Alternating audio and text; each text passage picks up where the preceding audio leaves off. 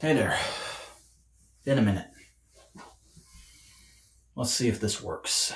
Last month, the Power Rangers franchise celebrated its 28th anniversary, and though it wasn't quite as bombastic as we in the Toku fandom have gotten used to over the last decade, it did make me feel quite reflective at times. Because PR is actually kind of a huge part of my career as an internet personality. My most successful videos are all about it or adjacent topics. My most prominent side character, back when I had side characters on this channel, was a parody of superfans of the franchise's most popular character. And I think because of that, pretty much anything else I do that's not about PR in some way doesn't really get picked up by the algorithms. And more than that, I just have a lot of affection for the franchise still. Since getting into the online fandom in 2012, I've been buying the toys, reading the comics, keeping up with the show on and off, and even getting into other tokusatsu, and thanks to that, finding friends who share an interest in this stuff online. Which has led to me making multiple appearances, helping other people out with their fan productions, and now even running my own weekly Toku podcast with fellow Modular Media member Buster Core, where we discuss the news and new episodes every week. Cheap plug.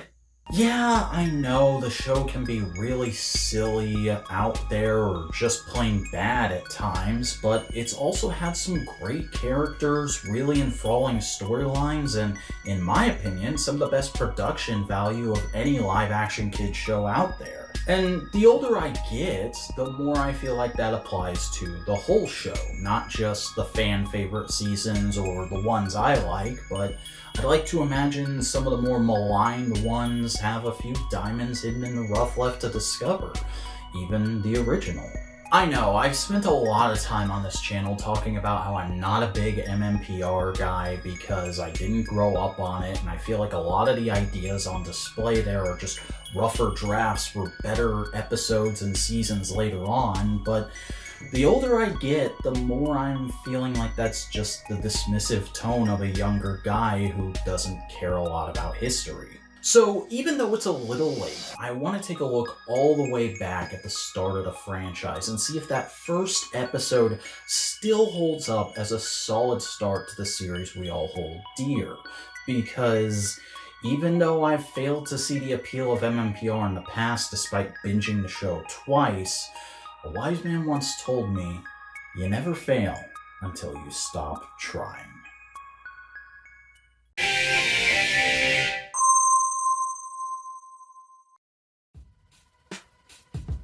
A pair of astronauts land on an unidentified planet seemingly just beyond the moon and come across what they call a giant space dumpster and open it to let loose a quintuplet of villains led by Rita Repulsa, who immediately declares her intentions to destroy the nearest planet. We then cut to Ernie's Gym and Juice Bar Youth Center in the city of Angel Grove on Earth, where we meet our initial set of heroes. Kimberly, who is practicing gymnastics on a balance board, Jason and Zach, who are sparring with martial arts, Trini, who I think is warming up to do the same, and Billy, who's just arrived to take part in Jason's karate class. Before the class can begin, two guys named Bulk and Skull come up and start hitting on Kimberly and Trini, and when they won't take no for an answer, they're easily dealt with via a pair of judo throws. We then see Rita has set up shop on the moon and set her sights on Earth, as she orders one of her minions, Finster, to start making putty patrollers, the grunts of her forces. Meanwhile, we get a wholesome little moment of Jason teaching Billy one-on-one that's ultimately derailed when Bulk and Skull do another run-in and Bulk demands that Jason teach him how to beat people up, which Jason deals with by pointing out that martial arts are not meant for harming others and then tricking Bulk into falling on his butt while trying to perform a tornado kick. which I guess just makes Bolt get up and leave, because a little later we see the group just sitting together and discussing how well Billy's first class went when what seems like an earthquake starts to hit. But it's pointed out by a giant floating head in a tube at a remote facility outside the city that this is actually the effects of an attack by Rita. So he tells his robot assistant to summon 5 overbearing and over-emotional humans to him, and so our heroes from the youth center are teleported to the command center in all its 60s Star Trek on an even tighter budget glory.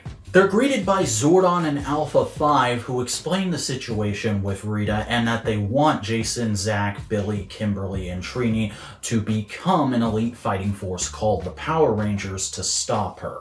Jason is initially pretty receptive, with Billy and Trini being slightly skeptical, and Zach and Kimberly just completely dismissing the idea and talking all the others into leaving, which Zordon takes pretty well considering they were A, the only hope for the world, and B, they still had the power morphers that he teleported onto their belts with them. However, as soon as they get out into the desert, Rita sends down a squad of putties to attack them, and despite putting up a decent fight, they're clearly outmatched, and so, in a moment of desperation, Jason instructs the others to use their morphers, and they become the Power Rangers for the first time. Alpha teleports them to the city so they can deal with the bigger threat of Goldar, Rita's right-hand man. With the advent of their powers, they're able to make quick work of the putties, but Rita retaliates by growing Goldar Giant, which the Rangers deal with by summoning their Dinozords. As they then form the combined tank mode of the Dinozords, Trini and Billy actually comment, "This is amazing, I instantly know how to pilot this thing," and affirmative, it's almost second nature to me. The Rangers knock Goldar back using the cannons on the tank mode, and then go to Dino Megazord mode, and after tussling with him for a few minutes, Goldar retreats after they summon the Power Sword, which sends Rita into a fit up on the moon, so she's good and dealt with for the next 24 hours. The Rangers return to the command center, where Zordon congratulates them on taking up the mantle and lays out his 3 rules of being a Power Ranger. First, never use your power for personal gain. Second, never escalate a battle unless Rita forces you to. And third and finally, keep your identity a secret. And the episode wraps up with the team joining hands and resolving to work together.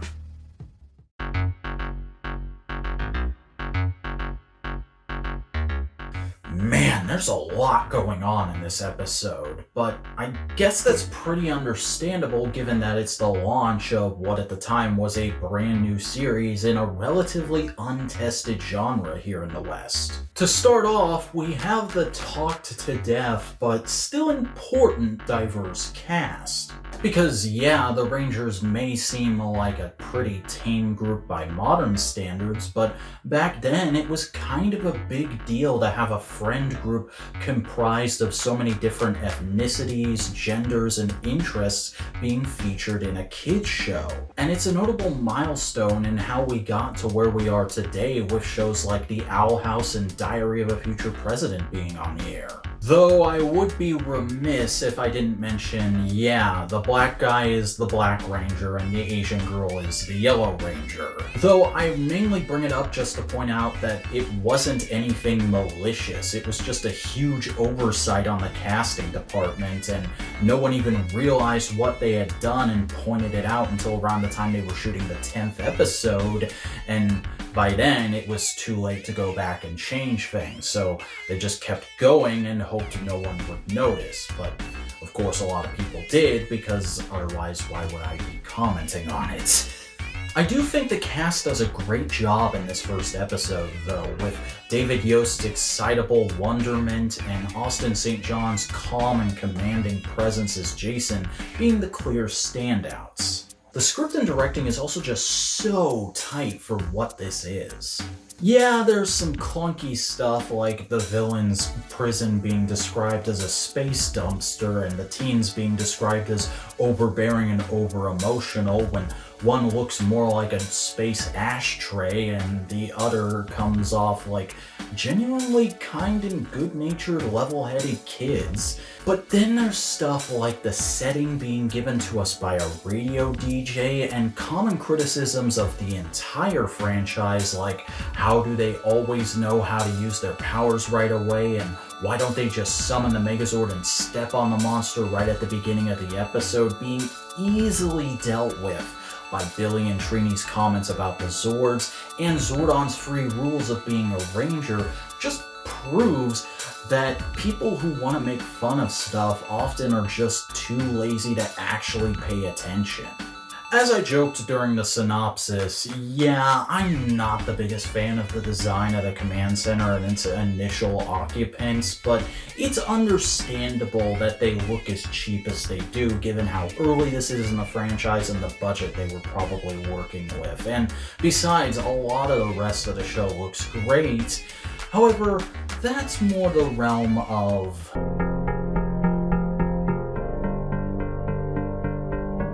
So, for the 5 of you out there who don't know this, Power Rangers is actually based off of a similar Japanese franchise. Most of its fight scenes are fully lifted from the Super Sentai series, created by Shotaro Ishinomori and the Toei Company. It's been running almost continuously since the 70s and has had numerous attempts to bring it to the West that predate what we now think of as Power Rangers, including one spearheaded by Stan Lee.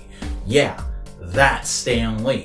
But ultimately, a lot of the heavy lifting for the show we got was done by a guy called Haim Saban, who, after a bunch of different revisions and pitches involving different seasons of Sentai being showcased, got the show greenlit after showing it to several executives at Fox Kids. Now, much like the good Mr. Lee, Haim isn't exactly a perfect being, and while that could use some documenting on its own at a later date, I do want to say here that I do admire the man for pushing as hard as he did to get Sentai adapted back then, and clearly really believing in it. You know, it's one of those things where he stuck by it so much that I don't know if I'd have done the same if I was in his position. But getting on to the actual show we got, I think it's really smart that for this premiere, they used footage from a bunch of different episodes of Kyoryu Sentai Zyuranger, the Sentai most of MMPR is adapted from, because it allows them to flesh out their own premise so much more than if they were just sticking to the plot of Zyuranger, and it also allows them to get to things like the Megazord way earlier, because that didn't crop up until a few episodes into Zyuranger, and bringing it in right away helps hook in the kids with a bunch of cool shiny objects for them to make their parents buy. Speaking of, the designs of the Zyurangers and their mecha aren't exactly my favorite in all of Sentai MPR, heck, they're not even my favorite Dino team, but I do really like them. The suit diamonds, sharply detailed helmets, and carved from stone look of the Zords all work really well towards the fantasy theme the Sentai was going for in their striking simplicity. The villains, however, are a bit of a mixed bag for me, because while I've always loved the frightening but still toyetic designs of Goldar, Finster, and the Putties, I've just never gotten Rita's look. I mean, if it's supposed to be based off of a classical witch, what's with the massive hair spirals and cone bra? It's not bad, but it just stands out in a I'm not sure this belongs here sort of way.